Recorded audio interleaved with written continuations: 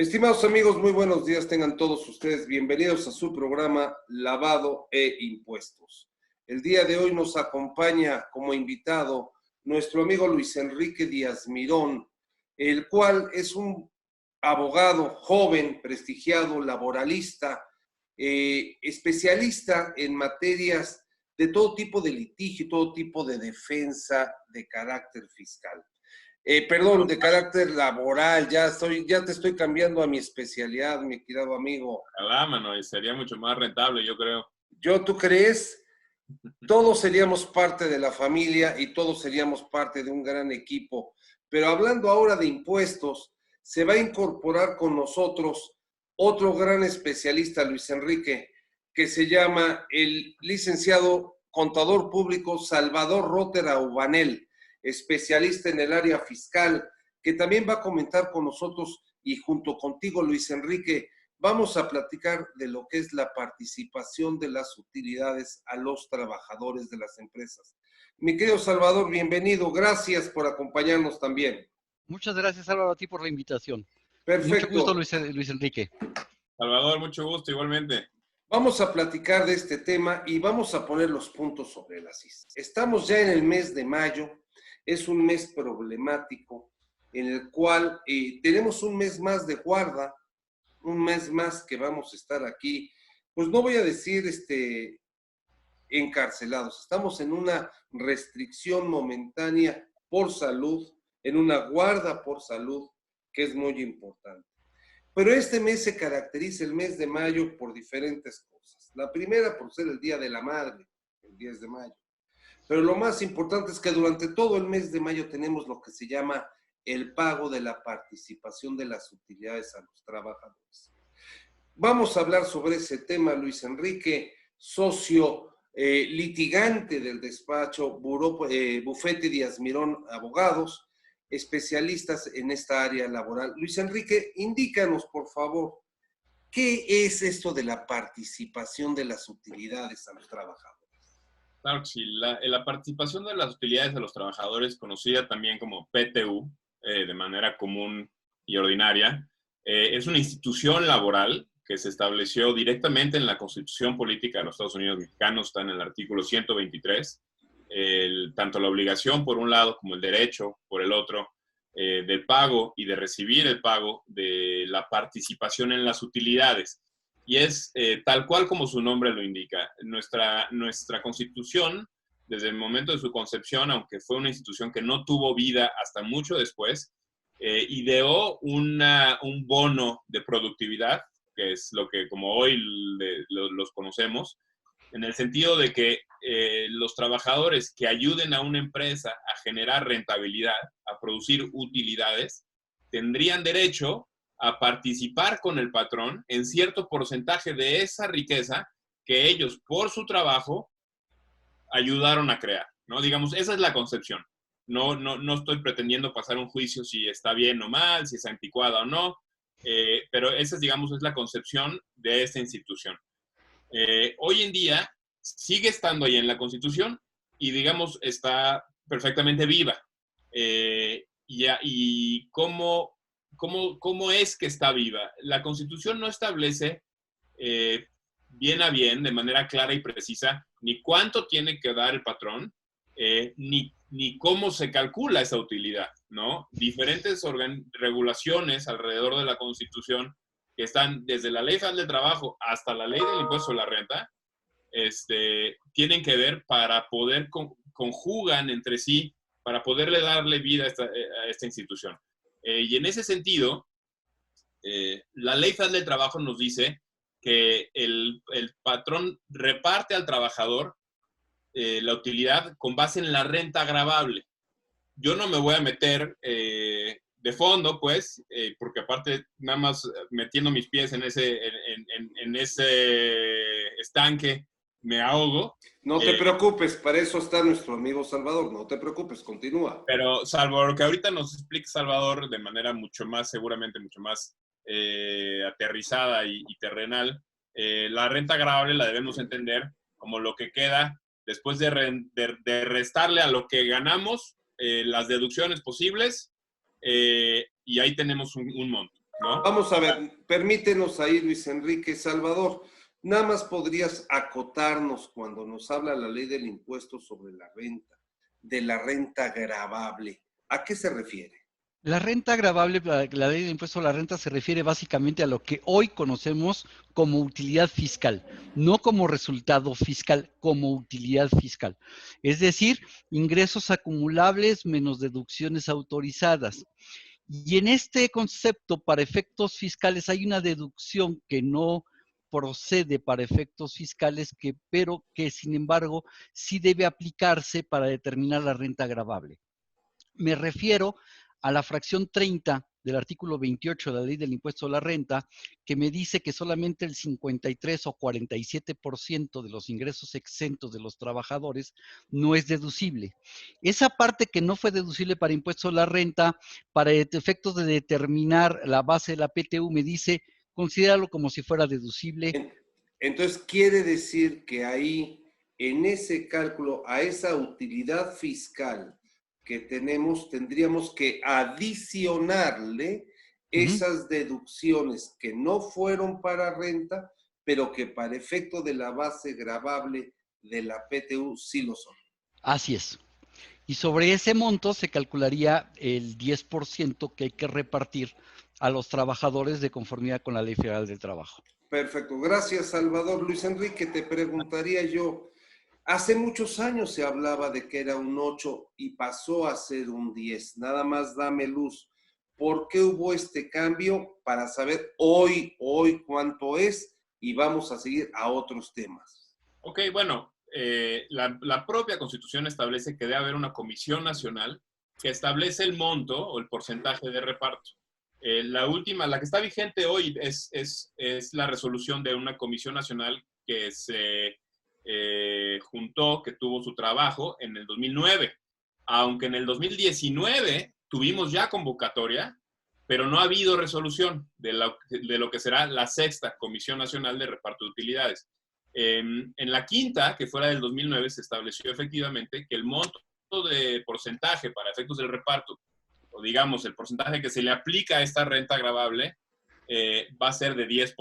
Entonces, por eso, hoy en la calle podemos hablar de que hay un costo adicional para los patrones, o que los patrones tienen socios adicionales a los que pensaban que tenían, en un porcentaje de 10%, porque eso es lo que tienen que repartirle a los trabajadores respecto de su utilidad. Ahora, para efectos de los laboralistas, nos lo ponen un poquito más fácil ya la administración, porque a mí lo que me tiene que mandar la empresa para yo poder hacer un cálculo de PTU o revisar un proceso de cálculo de PTU es simple y sencillamente su declaración anual.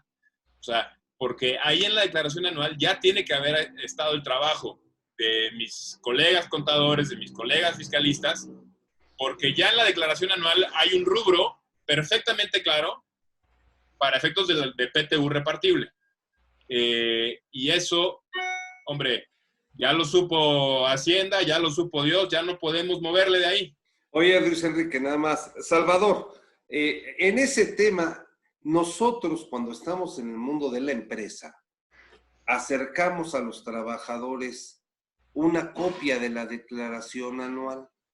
Pero esa declaración anual, tú y yo sabemos que hoy es una declaración con muchos anexos, con mucha información, con los ingresos de la empresa, con las deducciones y mucha información que a lo mejor no nos interesa. ¿Cómo se le acerca esta información a los trabajadores? Llámese sindicato trabajadores, por favor, Salvador. Dentro de la declaración anual hay una página y déjame llamarlo así, página, que es la única que van a recibir los trabajadores y que recibiría el abogado para no complicarle la vida, donde dice cuánto es la PTU que se causó, cuál es la base, cuál es la PTU que se causó y cuánto tenemos de PTU de años anteriores que no se repartió. Y la suma de esos dos conceptos, que es con lo que ellos van a trabajar. O sea, esos dos datos, esa hoja, porque es electrónica, pero vamos a decir, esa hoja se imprime, es la que te recomendarías tú, Salvador, como fiscalista de una empresa, que esa hoja nos la firmaran los trabajadores o el sindicato de la empresa? Yo recomendaría el sindicato de la empresa, y en una empresa que no hay sindicato, bueno, pues entonces los trabajadores. Habría que ser la comisión correspondiente. Claro. Luis Enrique, ¿qué me puedes acotar a este punto, por favor? Hombre, yo diría que no solamente lo recomiendo, sino que es el cumplimiento de una obligación patronal. Y efectivamente a nuestros clientes lo que les pedimos, o si no les pedimos, les ayudamos a que cumplan con este tipo de requisitos, de obligaciones, es que efectivamente tengan constituida una comisión mixta, tengan o no sindicato. O sea, el sindicato no existe de que esté en la constitución mixta. Normalmente cuando hay un sindicato, el representante de los trabajadores lo es también el delegado del sindicato o una persona puesta por el sindicato. Cuando no hay sindicato, se hace una comisión con representantes de los trabajadores, representantes del patrón, personal de confianza, pueden ser 2 o 3 de cada lado, y esta comisión tiene que elaborar un proyecto con base en lo que establece la ley y probablemente con la ayuda del departamento contable o del fiscalista de la empresa para efecto de ese monto que ya nos indicaron en esta hoja, efectivamente, de la declaración anual, que nos tienen que entregar, hacer la repartición conforme a los elementos y las bases que establece la Ley Federal del Trabajo, y que ahí ya nos meteríamos en el detalle de cómo es que se reparte el PTU. Ya es un cálculo. Nada más permítanme en este momento recordarle a todos nuestros amigos radioescuchas, estamos en el programa Lavado e Impuestos. El día de hoy nos acompaña Luis Enrique Díaz Mirón, abogado laboralista, y nuestro amigo contador público Salvador Rotter Aubanel, especialista en el área fiscal. Su servidor y amigo Álvaro Cordón, manejando y coordinando esta entrevista, esta reunión de profesionales.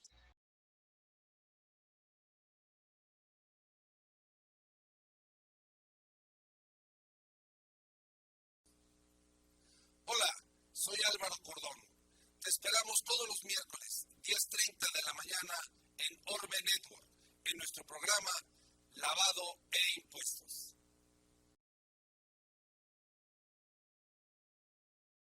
Vamos a continuar ahora con este programa de lavado e impuestos y me permito hacer la siguiente pregunta, Salvador.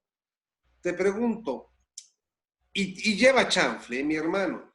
En la primera fracción del 127 de la Ley Federal del Trabajo, nos dice quiénes son aquellas personas que van a tener derecho a la PTU y nos habla en específico más bien de quiénes no, ¿te recuerdas de ellos? Así es, la Ley Federal del Trabajo señala quiénes no van a participar de este reparto de utilidades y me dice que no va a participar el administrador de la empresa. Sorry. Primero, antes que nada. Antes que nadie, el administrador hay que quitarlo, ese no participa. Segundo, no van a participar los trabajadores domésticos. No es lo mismo trabajador doméstico que trabajador de limpieza de la empresa. Ok, los eliminan. ¿Mande son qué? O que home office tampoco, ¿eh? O que home office tampoco. En esta temporada, aclarando. Fuiste muy agresivo, Luis Enrique. Seguimos, Salvador. Veis que tenemos los administradores. Seguimos con los trabajadores de limpieza de la casa. Tenemos ahí en la fracción primera los directores. Los directores, todo el personal directivo queda fuera. Todos lo que es directores y administrador de la empresa. Y cuando hablamos de gerentes, Salvador, tu opinión. Fíjate que es un tema interesante porque la palabra gerente está definida se utiliza en la Ley General de Sociedades Mercantiles. Yo creo que la palabra gerente no se refiere al cargo que yo, salvo la opinión de Luis Enrique y tuya, yo creo que la palabra gerente no se refiere al puesto o al cargo que yo le dé al trabajador, sino que si soy una sociedad de responsabilidad limitada, no tengo administrador único, tengo un gerente general. Y entonces al utilizar la palabra gerente me está diciendo, si eres una sociedad de responsabilidad limitada, no tienes administrador, pero quítame al gerente. Yo así entiendo que en materia de las sociedades civiles se habla de un gerente, de las sociedades de responsabilidad limitada de un gerente, etcétera. Luis Enrique, háblanos de esta 127 fracción primera que genera una tremenda discusión porque de repente podemos excluir a unos y dejar a otros. Exacto. La fracción 1 del 127 establece la exclusión para el reparto a ciertas personas. Nos habla la fracción 1 de directores, administradores y gerentes generales. Entonces, en ese sentido, los laboralistas tendemos a relacionarlo mucho más, sí, no, más bien, no tan técnicamente y de fondo como bien lo hace Salvador, correlacionándolo con otra legislación que quizás hable de esos términos, sino lo vemos directamente con el tabulador de puestos, ¿no? En este sentido, el director general nunca va a participar bajo ningún supuesto, ¿no? Administradores, pues nos deja la ley en un cierta área gris porque no, propiamente en un tabulador pues no existe el puesto de administrador o es una cosa anacrónica, o sea, ya no hay tanto esa idea. Y gerente tiene el calificativo de ser gerente general. Hay diferentes personas que interpretan este artículo en el sentido de que todos estos puestos tienen que ser de carácter general para caber en la exclusión. Otros dicen, no, la única palabra que está siendo calificada es la de gerente. Entonces, puede ser una sucursal bancaria. Si eres el gerente de esa sucursal, no eres un gerente general. Pero si eres el gerente general de cobranza o el gerente general de lo que sea, aplicado a nivel de toda una empresa, pues se te aplicaría de manera más bien clara en términos de lo que establece el 127, nada más en semántica. Ahora, yo hago un análisis un poquito en segundo plano de cuál es el espíritu de la ley. Lo que está haciendo este artículo es excluyendo a cierta personal de confianza, pero no a todos los demás. Entonces, ¿qué es lo que tenemos que entender primero? Que a los de confianza sí se les reparte. Se les reparte tanto a los de base como a los de confianza. Sin embargo, a la plana superior, por decirlo así, un poquito también en el sentido que hablaba Salvador, a la plana superior de la empresa no se le reparte. Y aquí cada empresa tendrá que hacer también una determinación de qué puesto para arriba. Si es de las direcciones, dirección de finanzas, de legal, de ventas, hacia arriba, o de la gerencia general de X hacia arriba, a esos no se les reparte. Y hacia abajo de esos se les reparte, pero entran con un salario topado en términos de lo que nos establece la ley. Ok, Luis Enrique, yo quisiera hacer aquí una acotación. ¿Qué pasa ahora? Porque estamos en una época de innovaciones. Y muchos de los millennials, como tú, gente joven, dinámica, de repente han cambiado las denominaciones de las organizaciones. Déjame decirte que en una empresa se llama director de ventas, en otra se llama director de comercialización. Y ahí dice directores. ¿Qué pasa si yo llego a esta empresa y voy a cambiarlo la denominación? Y voy a ponerlos supremos de venta y supremos de comercialización. Ya no son directores.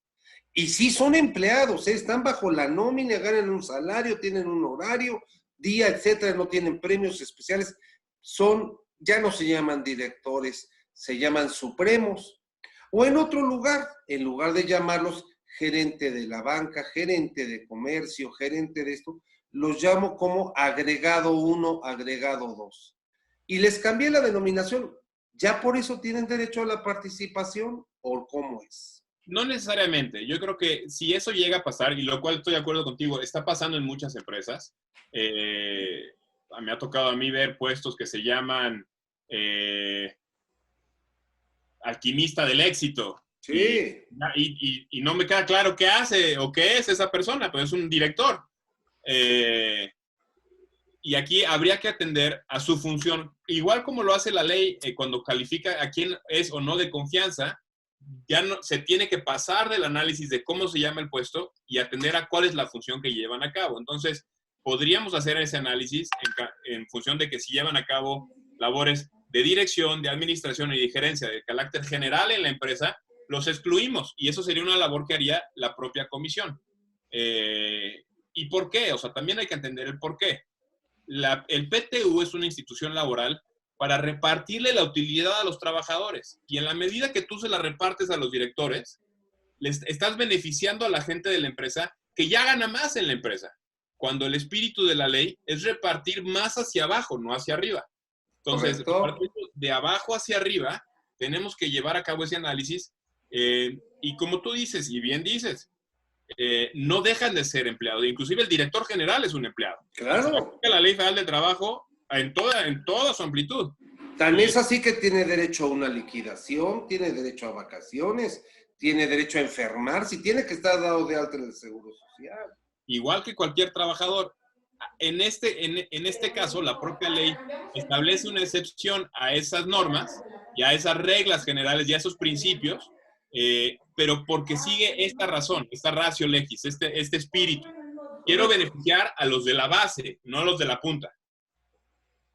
Me queda muy claro que la idea es darle un beneficio a esa parte de abajo de la pirámide donde estamos trabajando. Me queda claro que ese va a ser el éxito de poder hacer este reparto de las utilidades.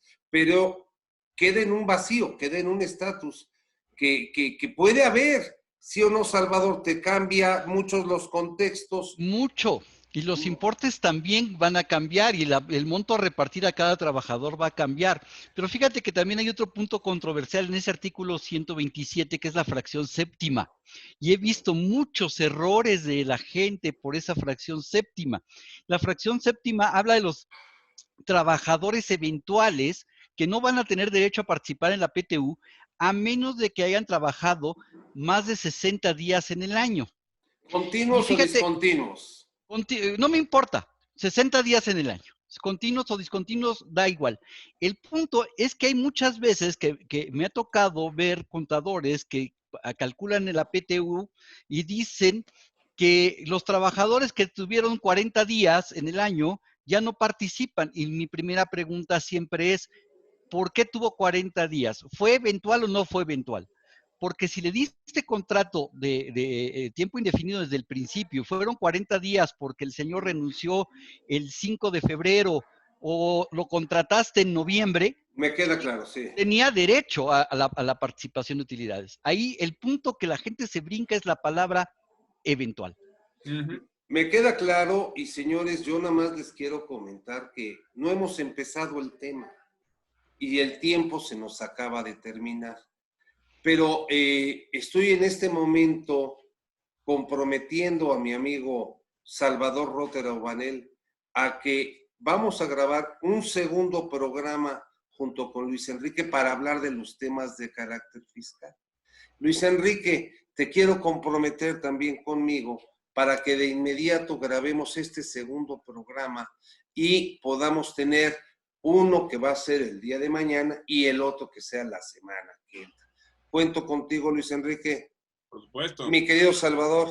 Claro, por supuesto. Como siempre, su amigo Álvaro Cordón en este momento. Voy a pedirles que nos despidamos en este momento para poder dar inicio a este segundo programa que vamos a llevar a cabo en materia de la participación de las utilidades de los trabajadores. Apenas es sabroso este tema con dos grandes profesionistas de la materia. Estamos hablando del primer punto. Los invito a ver nuestro próximo programa de lavado e impuestos y felicidades a todos y quédense en casa. Gracias, Luis Enrique. Gracias, Salvador. Gracias. Hasta la próxima. Hasta la próxima.